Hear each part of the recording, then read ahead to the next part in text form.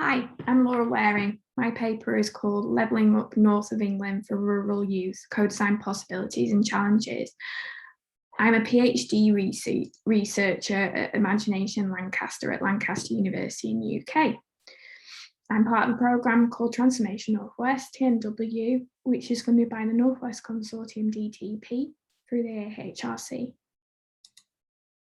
My research explores how a co-design approach can be used to support and deliver value to young people who face inequalities in learning and work opportunities because of where they live. Where young people grow up in the UK affects their life chances.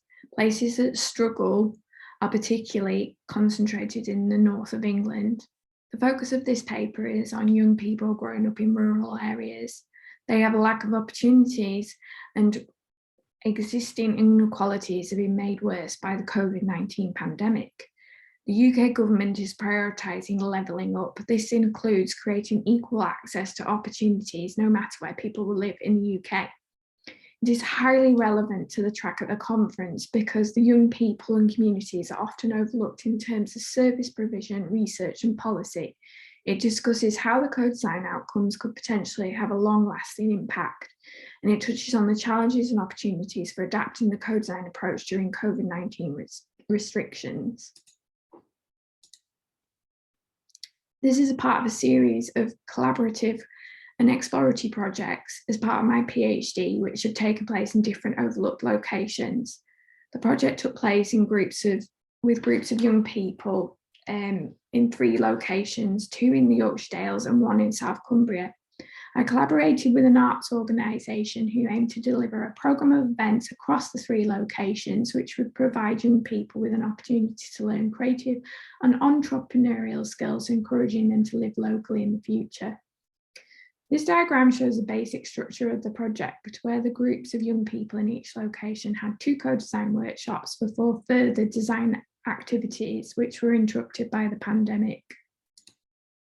I led the co-design of the events programme, design and structure of the workshops, tools used, and the facilitation guidelines, which can be seen in these photographs. Data was collected from discussions, observations, interviews, and responses captured through a series of co-design tools.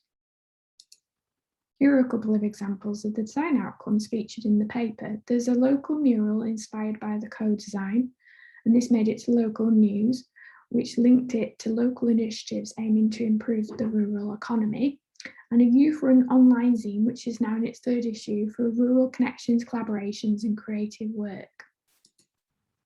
The co-design delivered a social, economic and cultural value. It benefited the organisation and young people involved, influencing positive change. For example, the young people who participated found that it influenced their self-confidence, awareness of opportunities, views of the local community and created social connections. The arts organisation practitioners learned new skills, their practice was transformed, and they state that they have stronger funding bids because of their participation in the co-design. The project outcomes continue to evolve, which has the potential to deliver long-lasting value.